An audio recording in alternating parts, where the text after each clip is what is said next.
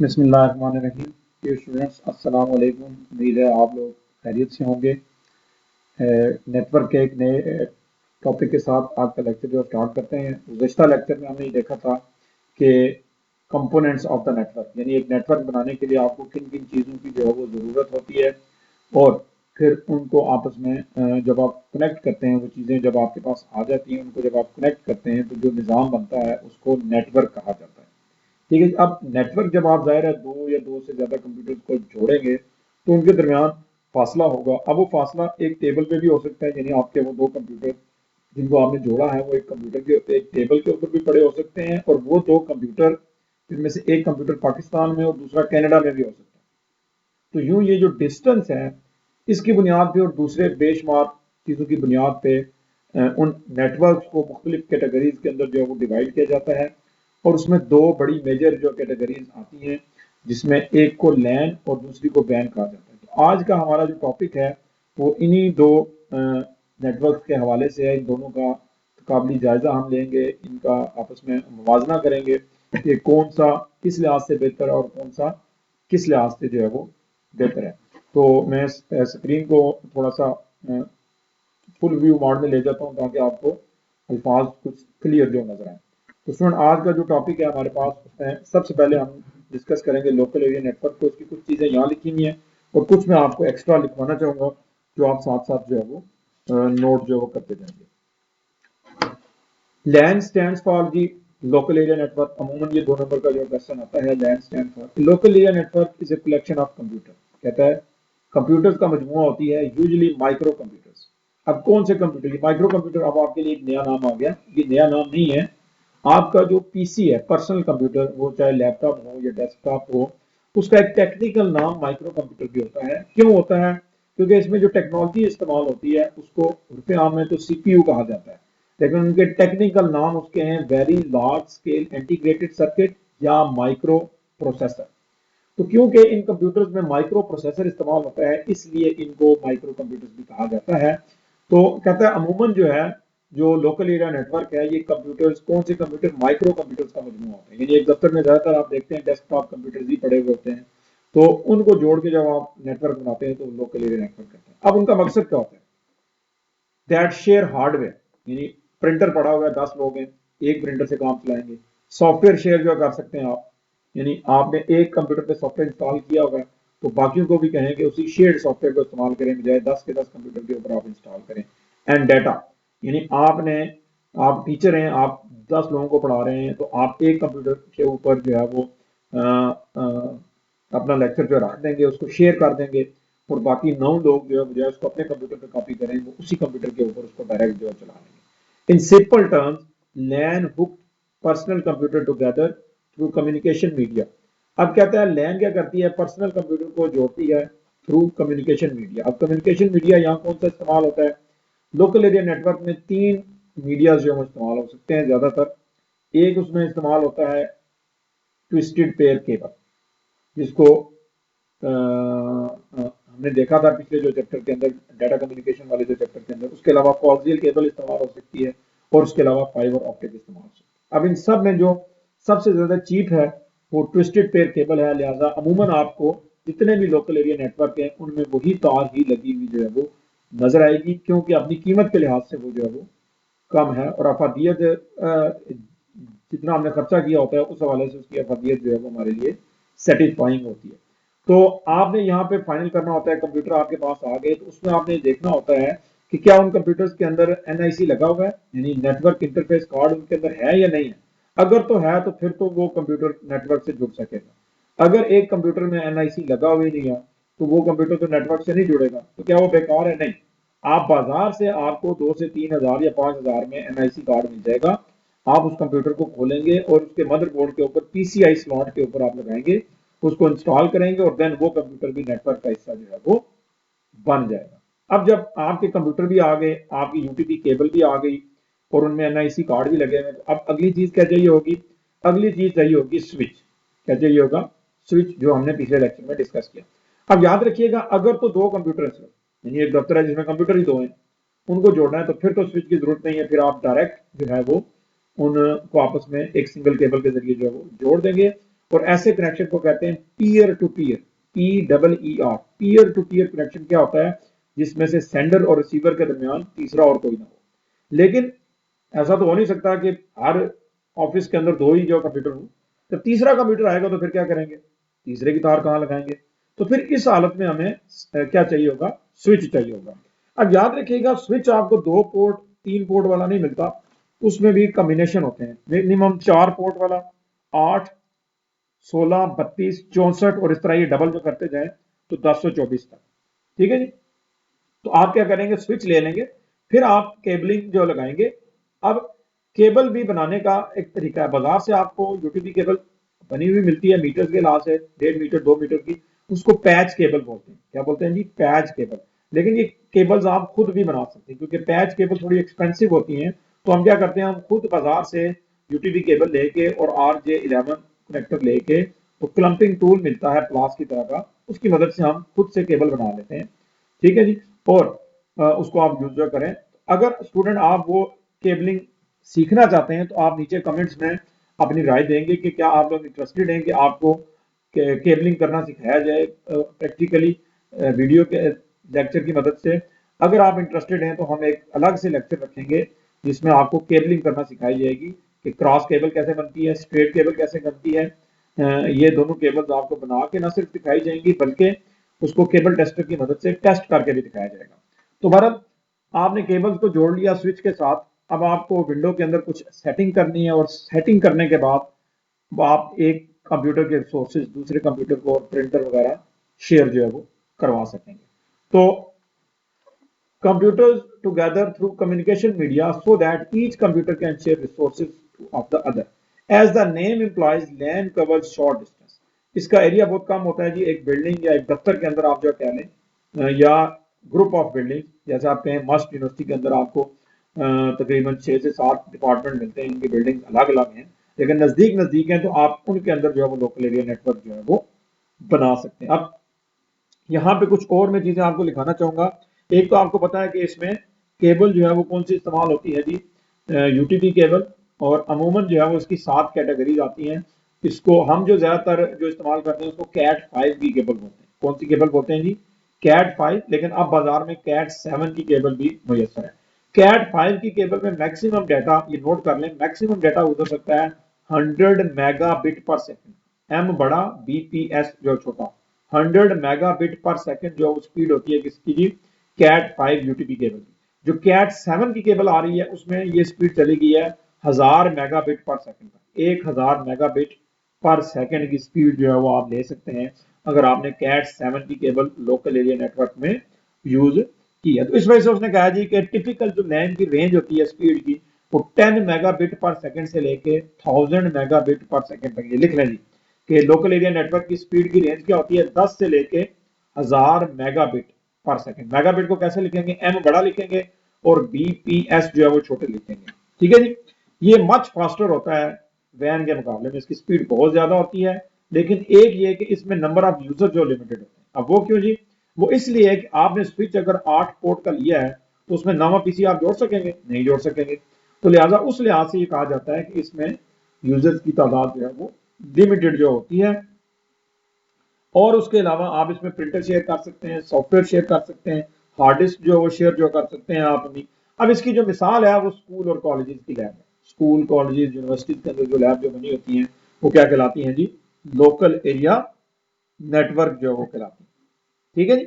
अब आते हैं नेक्स्ट जो है हमारा वो है G van, wide area network. जैसे आप नीचे तस्वीर में देखें, तो अगर आप इसको सिर्फ यहां तक कंसीडर करें, ये वाला हिस्सा, तो ये लैन है।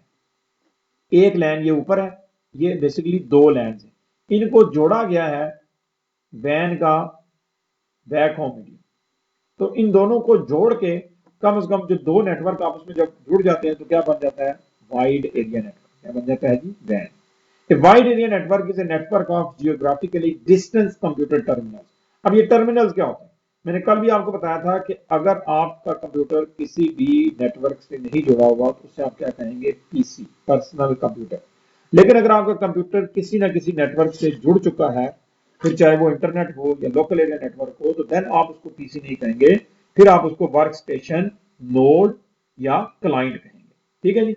In practice, a personal computer send data to some remote area is probably send it to the mainframe or mini computer. अब ये मेन फ्रेम और मिनी कंप्यूटर आपके लिए नए नाम है जैसे माइक्रो कंप्यूटर का।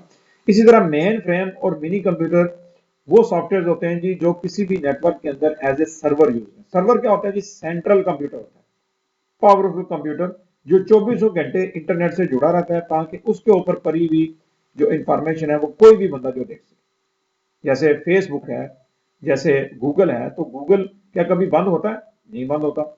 उसी वजह से उसके ऊपर रिसोर्सेज, उसकी हार्ड डिस्क भी बहुत बड़ी है, उसकी प्रोसेसिंग स्पीड इतनी ज्यादा होती है कि करोड़ों लोग उसको क्वेश्चन कर रहे होते हैं, उसकी स्पीड जो है स्लो नहीं होती। तो ये दोनों मेन और मिनी जो है ये पावरफुल सेंट्रल कंप्यूटर होते हैं जो अपने रिसोर्सेज जो है वो शेयर करवाते हैं। अब आपने अगर किसी दूसरे कंप्यूटर को अपना डेटा जो है वो शेयर करवाना होता है तो हो सकता है जब वो ऑनलाइन हो तो उस वक्त आप इंटरनेट यूज ना कर रहे हो, जब आप इंटरनेट यूज कर रहे हो तब वो इंटरनेट यूज ना कर रहा हो, तो आप क्या करते हैं अपनी इंफॉर्मेशन जो है उसको सेंड कर देते हैं किसको? मेन फ्रेम या मिनी कंप्यूटर। वहां पे वो सेव हो जाती है और जब वो बंदा ऑनलाइन होता है तो वो वहां से अपनी जरूरत के तहत उसको डाउनलोड जो है वो कर लेता है। अब ये चीज जो किस तरह पॉसिबल होती है? This is made possible by using terminal emulation software on the PCs. PCs के अंदर एक सॉफ्टवेयर होता है जिसको टर्मिनल एमुलेशन सॉफ्टवेयर कहा जाता है। वो ये करता है कि आपका डेटा जो है वो इन सेंट्रल कंप्यूटर्स के ऊपर जो चलाते हैं। The large computer then consider the PC और workstation is just another input output device. जब आप इसके जरिए किसी सर्वर से जुड़ते हैं तो फिर आप कंप्यूटर नहीं रहते, सर्वर के लिए कीबोर्ड बन जाते हैं किस्म का। कि जैसे कीबोर्ड के जरिए हम अपने कंप्यूटर में डाटा देते हैं, इस तरह आप अपने कंप्यूटर के जरिए सर्वर में डाटा दे रहे होते हैं। जैसे फेसबुक के ऊपर आप अपना कोई डाटा अपलोड कर रहे हैं तो फिर आपका कंप्यूटर एक किस्म का समझ लें कि इनपुट डिवाइस जो बन जाती है और जो बंदा ले रहा होता है उसका मॉनिटर जो है वो एक किस्म का आउटपुट डिवाइस बन जाता है। The larger computer to which the terminal or PC is attached is called host computer. इसको आगे आप स्लैश सर्वर कंप्यूटर भी लिख लें कि ये वो कंप्यूटर होते हैं जो अपने रिसोर्सेज को शेयर करवाते हैं। If a PC is being used as a terminal, file transfer software permits user to download data from the host और upload files to the host. अब ये मैंने अभी थोड़ी देर पहले कहा कि आप अपना डेटा जो है वो सेंट्रल कंप्यूटर जिन्हें हम होस्ट कंप्यूटर कहते हैं या सर्वर कंप्यूटर कहते हैं उनके ऊपर चढ़ा देते हैं ताकि आप इंटरनेट जब बंद कर दें तो वो डाटा 24 घंटे वहां मौजूद रहे और जिसके लिए आपने भेजा था वो जब इंटरनेट ऑन करे तो वो वहां से उसको देख ले या डाउनलोड जो है वो कर ले। अब जब आप डेटा चढ़ाते हैं और जब वो डेटा डाउनलोड करता है तो ये कैसे होता है? आपके कंप्यूटर के अंदर एक सॉफ्टवेयर होता है जिसे कहते हैं फाइल ट्रांसफर सॉफ्टवेयर। क्या कहते हैं जी? File transfer software. जब आपके कंप्यूटर से डाटा होस्ट के ऊपर जा रहा होता है तो उसको कहते हैं uploading. Data from terminal to host computer is called uploading and data from host to terminal computer is called downloading। ठीक है जी? डाउनलोडिंग क्या होती है कि होस्ट से डाटा आपके कंप्यूटर के ऊपर आ रहा है, यानी आप गूगल से कोई फाइलें डाउनलोड कर रहे हैं वो आपके कंप्यूटर पे आ रही है, पहले गूगल पे थी, और दूसरा अपलोड आप अपनी तस्वीरें जो है वो फेसबुक पे चढ़ा रहे हैं। इसी तरह आगे चलें तो all the communication across the WAN is made possible via ordinary telephone lines। अब वहां पे हमने देखा था लैन के अंदर कि हम ट्विस्टेड पेयर केबल की मदद से कंप्यूटर को जोड़ते हैं। यहाँ पे कंप्यूटर को जोड़ने के लिए आपके पास तीन चीजें हैं, टेलीफोन लाइन है, माइक्रोवेव्स है और सैटेलाइट कम्युनिकेशन है। अब सैटेलाइट तो आपको बहुत महंगी पड़ेगी, उसके अखराजात भी ज्यादा होंगे। जैसे पाकिस्तान में हमारे यहाँ डीएसएल वायर के अंदर आ रहा है मीरपुर में, तो इस्लामाबाद में आपको सैटेलाइट के जो है वो आईएसपीज भी मौजूद है, लेकिन वो पैसे बहुत ज्यादा लेते हैं, उनका जो खर्चा बहुत ज्यादा है। लेकिन उनका ये कहना होता है कि आप दुनिया के किसी भी कोने में चले जाएं आपको इंटरनेट जरूर मिलेगा अगर आप सैटेलाइट का जो है वो कनेक्शन लेते हैं। इस तरह माइक्रोवेव के जरिए आप जो कर सकते हैं, आपने देखा होगा कि जितने हमारे बैंक्स हैं इनके ऊपर जो है वो बड़े बड़े एंटेना जो लगे हुए हैं, जिसको हमने उस दिन डिस्कस भी किया था, लाइन ऑफ साइट में लगे हुए होते हैं। तो ये अपना डेटा यहाँ से इस्लामाबाद या कराची उन्हीं टावर्स के जरिए जो है वो रिपीट कर करके आगे जो है वो भेजते हैं। टिपिकली ये वैन इज 2 और मोर लैंड कनेक्टेड टुगेदर। कहता है कि अमूमन या ज्यादातर जो है वो वैन दो या दो से ज्यादा लैंड को जोड़ के बनाई जाती है। Wide geographical area is use the connectivity mentioned above. The internet is ultimate वैन। इंटरनेट जो है वो वैन ही है किस्म का, because it connect many thousands of computers and lands around the world, ultimately make it as WWW. ये स्टैंड्स फॉर होता है जी वर्ल्ड वाइड वेब। लेकिन ये होता क्या है? ये सर्वर की कैटेगरीज को कहा जाता है। जैसे जितने भी हम लोग हैं हमें क्या कहा जाता है, इंसान कहा जाता है हमारी कड़ी को, इसी तरह जो जानवर हैं उनको, इस तरह जो कीड़े हैं उनको अशरातुल अर्द कहा जाता है। तो इसी तरह दुनिया में जितने भी होस्ट कंप्यूटर्स हैं उसकी कैटेगरी को कहते हैं WWW, वर्ल्ड वाइड वेब। अब इसकी स्पीड नोट कर लें, उसकी स्पीड कितनी थी भला? जी हाँ, 10 से लेके 1000 मेगाबिट पर सेकंड तक। इसकी स्पीड है जी 56 किलोबिट पर सेकंड, KBPS से लेके 50 मेगाबिट पर सेकंड तक। ठीक है जी, ये स्पीड उसके मुकाबले में बहुत कम है। किसके मुकाबले में? लैन के मुकाबले। लेकिन इसकी जो पॉजिटिव चीज है वो ये है कि इसमें नंबर ऑफ यूजर्स जो है वो लिमिटेड नहीं है, अनलिमिटेड नंबर ऑफ यूजर्स हैं। दुनिया में ये नहीं रखा गया कि एक वक्त में 2 करोड़ लोग यूज कर सकते हैं। जहां जहां इंटरनेट की फैसिलिटी है उसके लिए कोई कदर नहीं है, आप उसको यूज जो है वो कर सकते हैं अगर आपके पास वो कंपोनेंट्स मौजूद है। आपके कंप्यूटर में मॉडेम लगा हुआ है, टेलीफोन लाइन आपके पास है और उस टेलीफोन के ऊपर इंटरनेट की फैसिलिटी है, तो आप जो है वो यूज कर सकते हैं। अब मैं आपको तस्वीरी शक्ल में थोड़ा जाने से पहले जो है वो दिखाना चाहूंगा लोकल एरिया नेटवर्क। तो स्टूडेंट, ये आपके सामने एक लोकल एरिया नेटवर्क, 3 कंप्यूटर्स आपस में जुड़े हुए स्विच के जरिए। अगर 2 होते तो हम इनको डायरेक्ट जोड़ लेते। ये इनके उसने नाम रखे हुए हैं। वैसे इसको नाम इस तरह नहीं रखने चाहिए। पीसी तो उस वक्त होता है जब ये नेटवर्क से नहीं जुड़ा होता। आप इसको क्लाइंट कह लें, वर्क स्टेशन कह लें, नोड कह लें। ठीक है जी। ये नीचे जो आपको एक चीज लिखी हुई नजर आ रही है 192.168.1.101, ये क्या होता है? ये उस डिवाइस का एड्रेस होता है। जैसे आपके मोहल्ले में आपके घर का एड्रेस है जी, मकान नंबर फलां, गली नंबर फलां, सेक्टर नंबर फलां, तहसील नंबर फलां, शहर नंबर फलां और मुल्क फलां। तो इसी तरह कोई भी कंप्यूटर जब किसी नेटवर्क से जुड़ता है तो उसको एक यूनिक नंबर दिया जाता है जो कि 32 बिट का होता है। ये अपने पास ये नोट कर लें, ये नंबर जो होता है ये 32 बिट का होता है और उसको कहते हैं आईपी एड्रेस। क्या कहते हैं? आई भी बड़ा, पी भी बड़ा, एड्रेस। जैसे आपका जो घर का एड्रेस होता है उसको क्या कहते हैं? Postal address. इसको कहते हैं आईपी एड्रेस। और ये 32 बिट का होता है। कितने बिट का होता है जी? 32 बिट का, और 4 हिस्सों पर मुश्तमिल होता है। हर हिस्सा 8 बिट का होता है। पहला हिस्सा, दूसरा हिस्सा, तीसरा हिस्सा और चौथा हिस्सा। इससे इन्हें एक इसे कहते हैं ऑक्टेट, क्योंकि ये 8 बिट का होता है। ठीक है, ऑक्टल से निकला है ऑक्टेट। टोटल ये 32 बिट का होता है और हर हिस्सा 8 बिट का होता है। ठीक है जी। तो ये भी एक पूरा जो टॉपिक है, खैर आपके कोर्स के अंदर नहीं है। अगर आप कहेंगे तो मैं आपको ये आईपी एड्रेसिंग भी बता दूंगा कि ये कितनी क्लासेस की होती हैं, और क्या अगर आप को 2 आईपी एड्रेस बताए जाए, कहा जाए कि आपसे पूछा जाए कि क्या ये 2 कंप्यूटर आपस में बात कर सकते हैं एक नेटवर्क के अंदर, तो आप बता सकें कि ये आपस में बात कर सकते हैं या नहीं कर सकते। यानी यहीं पे ये जो डिवाइसेस आपको नजर आ रही हैं, अगर इस डिवाइस में ये 1 की जगह में 2 लिख दूं ना, तो ये बाकी चीजों से ये कंप्यूटर बात नहीं कर सकेगा। क्यों? अब ये वो आईपी एड्रेसिंग का पूरा एक जो टॉपिक है, अगर आप लोग इस पर भी मुत्तफिक होंगे तो जैसे अगर आपने केबलिंग का सीखना चाहे तो वो भी आपको सिखा दूंगा। और अगर आप आईपी एड्रेसिंग जो सीखना चाहेंगे कि किस तरह आईपी एड्रेस जो दिया जाता है और किस तरह उसको मेंटेन किया जाता है, बल्कि होना तो ये चाहिए कि हम प्रैक्टिकली वीडियो की शक्ल में ही देखें कि 3 कंप्यूटर लें, एक स्विच लें और फिर उनको आपस में जोड़ के प्रिंटर शेयर करके दिखाएं, और उसके अलावा आपस में फाइलें शेयर करके दिखाएं और आपस में मैसेजिंग जो करके दिखाएं, तो तब ये प्रैक्टिकल जो है वो पूरा होता है। तो स्टूडेंट, होप सो आज का लेक्चर आपको जो है वो समझ आ गया होगा। किसी भी किस्म का आपका कोई जो क्वेश्चन है तो वो आप रेज करें, और लेक्चर को एक दफ़ा फिर जाने से पहले बार बार जो सुने, क्योंकि एक दफ़ा सुनने से जो है वो चीज़ें जो समझ नहीं आएंगी। इस वीडियो का यही फ़ायदा है कि आप इसको बार बार सुन सकते हैं। क्लास का लेक्चर तो एक दफ़ा डिलीवर हो गया तो हो गया, अगर आप नोट नहीं कर सकते तो फिर आप दोबारा नहीं नोट कर सकते। लेकिन ये वीडियो लेक्चर का ये फ़ायदा है कि आप बार बार उन चीज़ों को नोट कर सकते हैं। तो आज के लिए इतना ही। दुआओं में याद रखिएगा। फी अमान।